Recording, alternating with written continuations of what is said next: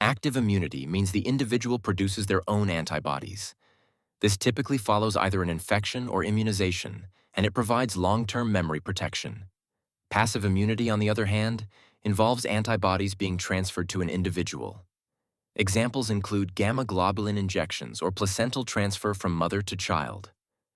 Unlike active immunity, passive immunity provides only temporary protection and does not form memory.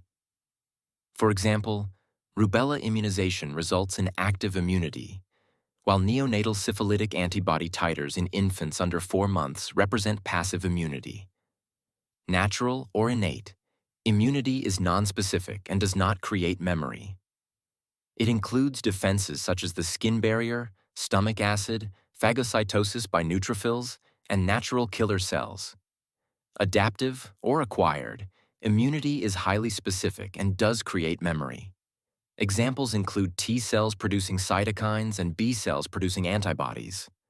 Cellular immunity relies on T cells and lymphokines. It is the primary defense against viral and fungal infections or intracellular organisms. It also mediates delayed or type 4 hypersensitivity reactions, such as transplant rejection and contact dermatitis. Humoral immunity relies on B cells, which transform into plasma cells that secrete antibodies.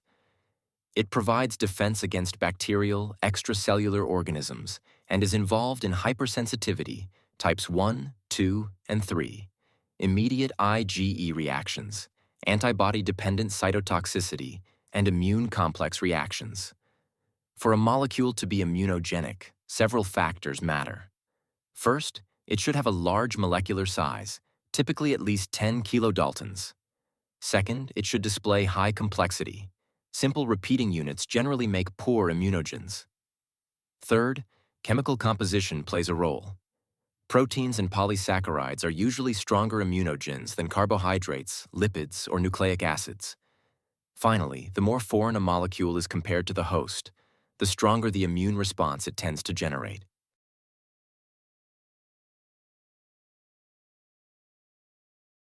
Let's walk through the 4 types of hypersensitivity reactions.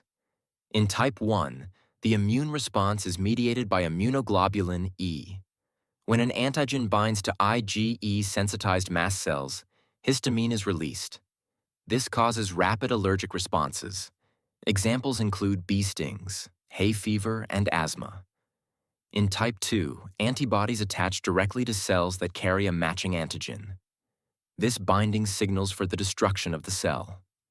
Examples include transfusion reactions, autoimmune hemolytic anemia, Hashimoto thyroiditis, and Goodpasture disease.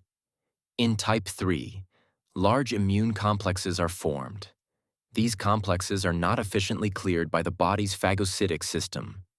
The buildup causes inflammation and tissue damage. Examples include rheumatoid arthritis, systemic lupus erythematosus, and serum sickness. In type 4, reaction takes more time, usually more than 12 hours. It is driven by sensitized T cells, which release interleukins. This results in infiltration of monocytes and lymphocytes. Examples include contact dermatitis, such as reactions to poison ivy or chemicals, tuberculosis, leprosy, and graft-versus-host disease.